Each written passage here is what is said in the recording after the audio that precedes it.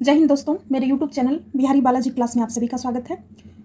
पिछले वीडियो में देखा था आपने एक चैप्टर को और आज है चैप्टर 2 जिसका नाम है नए राजा और उनके राज्य। 7वीं शताब्दी के बाद कई राजवंशों का उदय हुआ। उपमहाद्वीप के विभिन्न हिस्सों में 7वीं से 12वीं शताब्दी के बीच शासन करने वाले प्रमुख राजवंशों को दिखलाया गया और ये रहा आपका मानचित्र, देख सकते हैं आप। तो चलिए आगे टॉपिक को देखते हैं। आगे है 7वीं सदी आते आते उपमहाद्वीप के विभिन्न भागों में बड़े भूस्वामी और योद्धा सरदार अस्तित्व में आ चुके थे। राजा लोग प्रायः उन्हें अपने मातहत या सामंत के रूप में मान्यता देते थे। उनसे उम्मीद की जाती थी कि वे राजा या स्वामी के लिए उपहार लाए, उनके दरबार में हाजिरी लगाए और उन्हें सैन्य सहायता प्रदान करे। अधिक सत्ता और संपदा हासिल करने पर सामंत अपने आप को महासामंत, महामंडलेश्वर, पूरे मंडल का महान स्वामी इत्यादि घोषित कर देते थे। कभी कभी वे अपने स्वामी के आधिपत्य से स्वतंत्र हो जाने का दावा भी करते थे। इस तरह का एक उदाहरण दक्कन में राष्ट्रकूटों का था। शुरुआत में वे कर्नाटक के चाकुल्य राजाओं के अधीनस्थ थे। 8वीं सदी के मध्य में एक राष्ट्रकूट प्रधान दंतीदुर्ग ने अपने चाकुल्य स्वामी की अधीनता से इनकार कर दिया, उसे हराया और हिरण्य गर्थ, शाब्दिक अर्थ सोने का गर्थ नामक एक अनुष्ठान किया। जब यह अनुष्ठान ब्राह्मणों की सहायता से संपन्न किया जाता था तो यह माना जाता था कि इससे याजक जमना क्षत्रिय न होते हुए भी क्षत्रिय के रूप में दोबारा क्षत्रियत्व प्राप्त कर लेगा। कुछ अन्य उदाहरणों में उद्यमी परिवारों के पुरुषों ने अपनी राजशाही कायम करने के लिए सैन्य कौशल का इस्तेमाल किया। मिसाल के तौर पर कदंब, मयूर, समरन और गुज्जर प्रतिहार हरिचंद्र ब्राह्मण्य थे, जिन्होंने अपने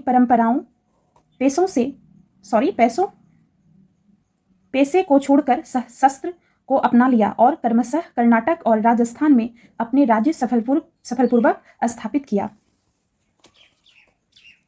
राज्यों में प्रशासन देखेंगे। इन नए राज्यों में से कईयों ने महाराजाधिराज राजाओं के राजा, त्रिभुवन चक्रवर्ती, 3 भुवनों का स्वामी और इसी तरह की अन्य भारी भरकम उपाधियां धारण की। लेकिन इस तरह के दावों के बावजूद वे अपने सामंतों और साथ ही साथ किसान, व्यापारी और ब्राह्मणों के संगठनों के साथ अपनी सत्ता की साझेदारी करते थे। इन सभी राजाओं में उत्पादकों अर्थात किसानों, पशुपालकों, कारीगरों से संसाधन इकट्ठे किए जाते थे। इनको अक्सर अपने उत्पादों का एक हिस्सा त्यागने के लिए मनाया गया बाध्य किया जाता था। कभी कभी इस हिस्सों को लगान मानकर वसूला जाता था, क्योंकि प्राप्त करने वाला भूस्वामी होने का दावा करता था। राजस्व व्यापारियों से भी लिया जाता था।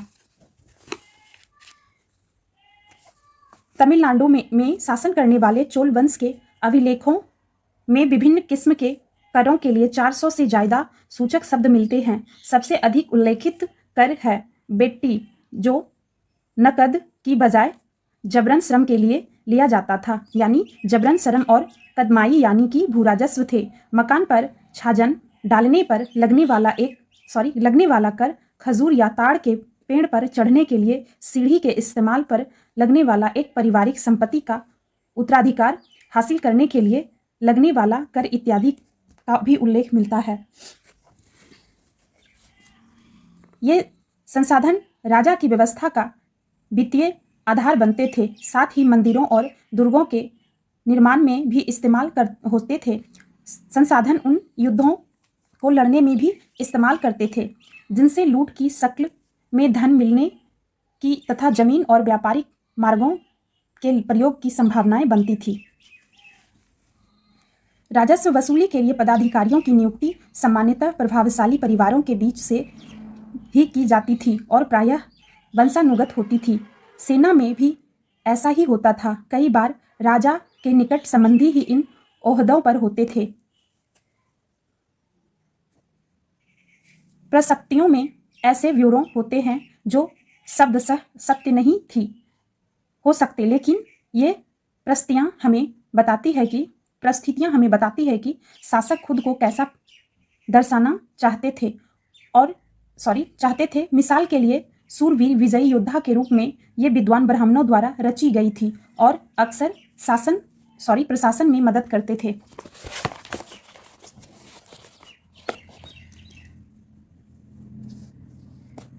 कई शासकों ने प्रशस्तियों में अपनी उपलब्धियों का बखान किया है। आपने पिछले साल गुप्त शासक समुद्रगुप्त की प्रस्थिति संस्कृत में लिखी गई ग्वालियर मध्य प्रदेश में पाई गई एक प्रस्तित्व में प्रतिहार नरेश नागभट्ट के कामों का वर्णन इस प्रकार किया गया है। आंध्र, सिंध, विदर्भ महाराष्ट्र का एक हिस्सा और कलिंग उड़ीसा का एक हिस्सा के राजा उनके आगे तभी धाराशाही हो गए जब वे राजकुमार थे।